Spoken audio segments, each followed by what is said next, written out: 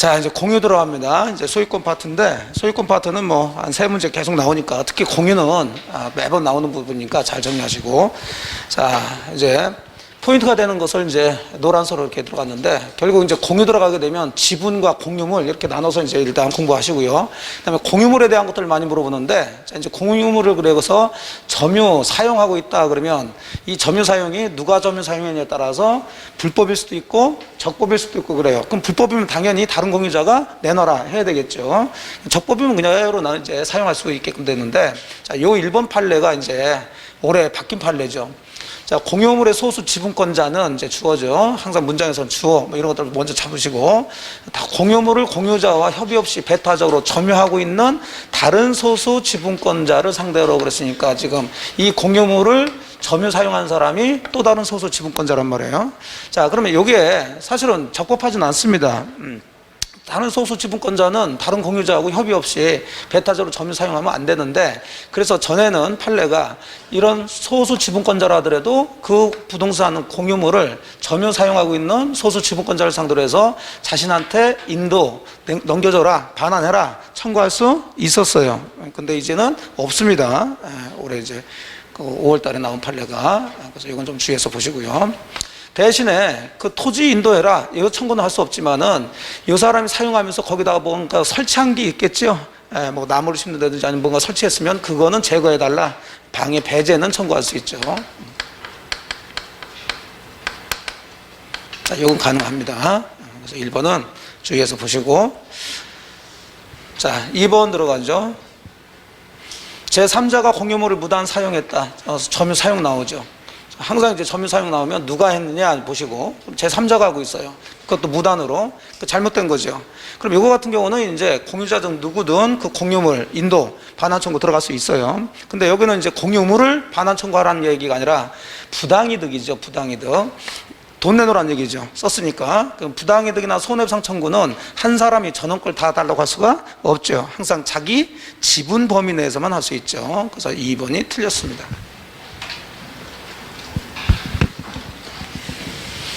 자, 3번은 공유자 중 1인이 이제 제3자 명의 원인무효 등기. 자, 일단 이제 등기 나오면, 항상 공유 문제에서 등기 나오면 잘못된 등기를 가지고 물어봐요. 이거는 어쨌든 잘못된 등기예요.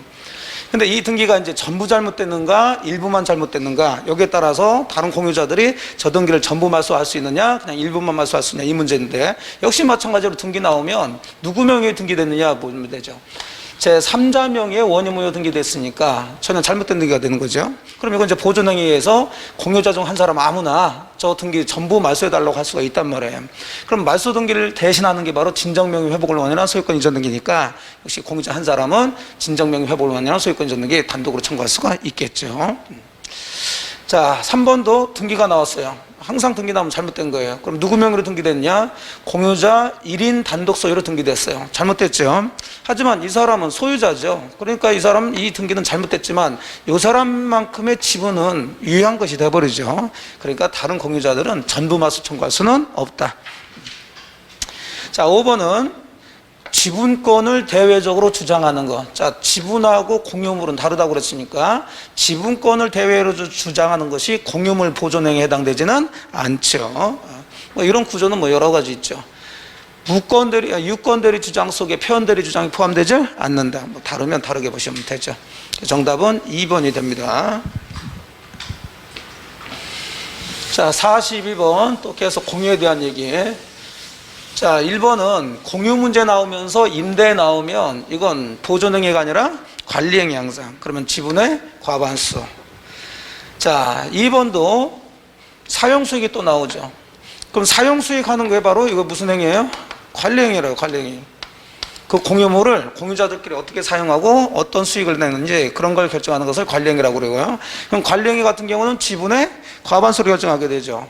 그래서 과반수 지분권자 단독으로 관리행위에 대해서 결정할 수가 있죠. 자, 그러니까 과반수 지분권자로부터 공유물 특정 부분에 대해서 배타적인 사용수익을 허락받은 제3자 그랬어요. 그러니까 이 공유물을 지금 제3자가 사용수익하고 있는데 그냥 무단으로 사용하는 게 아니라 과반수 지분권자로부터 허락을 받았으니까 과반수 지분권자가 빌려줬다는 얘기죠.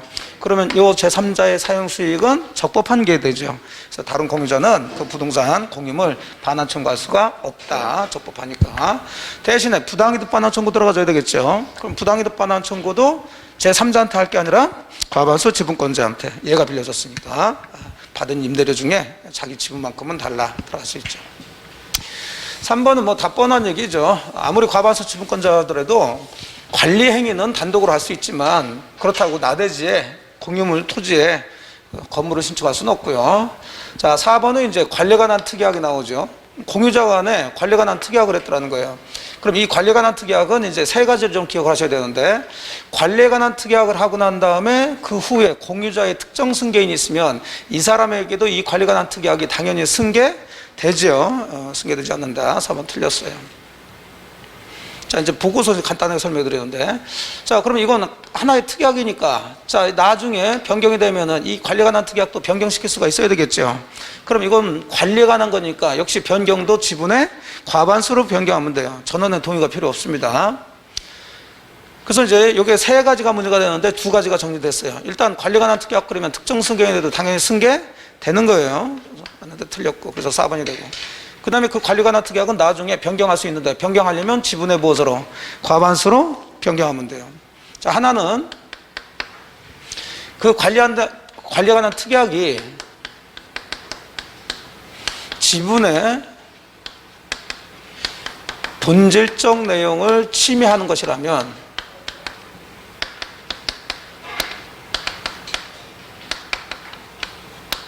자, 이것은 당연히 승계인에게 승계되지는 않죠.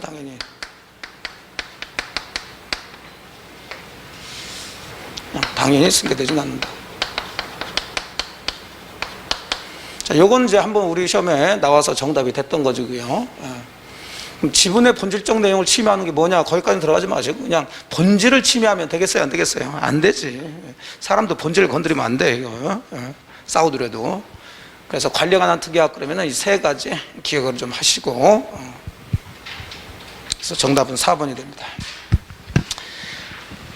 자, 43번은 이제 사례 형태로, 공유도 이제 사례 형태로 많이 나오니까, 지금 X 토지를 갑은 3분의 2, 을은 3분의 1 지분으로 이제 공유하고 있어요. 물어보겠다는 거죠. 1번. 을은 갑의 동의 없이 자신의 지분 위에, 자, 을은 자기 지분 위에 3분의 1 지분 위에 저당권 설정할 수 있죠. 뭐 지분은 처분이 자유로우니까. 자, 2번. 갑이 X토지 전부를 을의 동의 없이 매도하여 그랬어요. 갑이 이제 을과 동의 없이 이 토지 전체를 예를 들어서 병한테 팔았다는 얘기죠. 자, 동의 없이 판 것도 일단 유효부요? 유효는 되죠. 문제는 소유권 이전 등기 해주는 거죠. 그게 처분행위니까. 그럼 소유권 이전 등기는 이 사람하고 동의를 받아서 해야 되는데, 역시 매수인명의로 이전 등기를 해줬을 때, 자, 그럼 또 등기 나왔으니까 항상 등기는 잘못된 등기다. 그럼 항상 누구 명의로 등기됐느냐에 따라서 전부 잘못된가 일부만 잘못된가, 그거라고 얘기해요. 반드시 기억하고 들어가시면 돼요. 등기 보이면. 그러면 매수인 명의로 등기가 됐는데 매수인은 사긴 샀어요.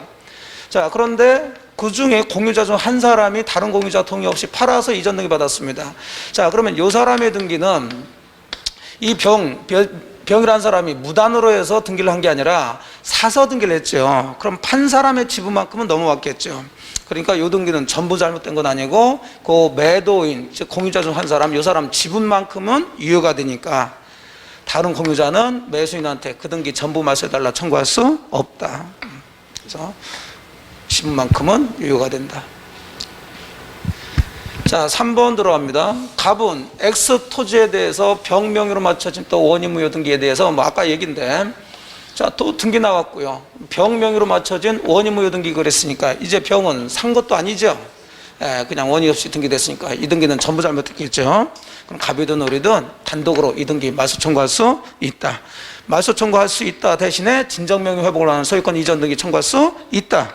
단독으로. 보존행위니까. 됐나요? 네. 왜 이상해요? 안 이상하죠? 네. 자, 아까 얘기했던 거, 진정명의 회복을 원인하는 이전 등기 단독으로 할 수 있다고 똑같은 얘기가 되는 거예요, 이것도. 자, 4번은 임대가 보이죠. 정에게 임대했어요. 자, 그럼 누가 임대했느냐? 이제 관리행위니까 갑이 그랬죠. 갑이. 그럼 갑은 과반수 지분권자죠. 그러면 을의 동의 없이 그 토지 전부를 정에게 임대한 거, 이거 적법하죠. 그러니까 당연히 정이 사용하고 있는데 을은 거기에 내가 동의하지 않았다고 해서 정한테 토지 인도 청구할 수는 없어요. 다만 부당이득 반환 청구를 누구한테 하면 돼요? 과반수 지분권자인 갑한테 하면 되겠죠. 그래서 을은 갑을 상대로 자신 지분 상당하는 임료 상당을 반환 청구할 수 있다. 자, 5번은 갑의 지분에 관하여 또 병명의 등기가 또 나왔죠. 항상 잘못된 등기예요.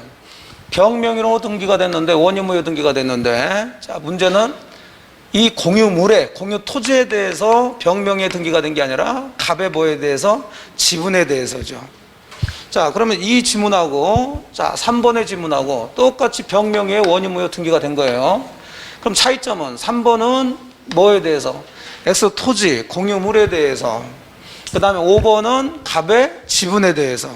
그러면 어쨌든 그 등기는 전부 말소시켜야 되겠죠. 말소시키는데 말소 청구를 누가 하느냐, 그런 문제죠. 자, 3번은 X 토지 전체에 대해서 병이 원유무효 등기를 해버렸으니까 이건 보존행위를 해가지고 갑이든 을이든 아무나 하면 돼요. 아무나 해도 되는데, 자, 5번은 토지에 대해서 원유무효 등기가 된 게 아니라 갑의 지분에 대해서, 갑의 지분 3분의 2를 갑이 팔지도 않았는데 이놈이 서류유서에서 산 것처럼 지분 이전 등기를 했다는 거죠. 자, 그러면 당연히 이 지분은 소유권에 관한 거니까 소유자가 해야죠. 누가? 갑이 해야지. 을이 하면 안 된다. 그래서 5번이 틀린 얘기고, 요게 아까 보셨던 지문 중에 지분권을 대외적으로 주장하는 것은 공유물 보존행위에 포함되지 않는다. 그 지문이죠. 그건 사례 형태로 만든 거예요. 그래서 5번이 정답.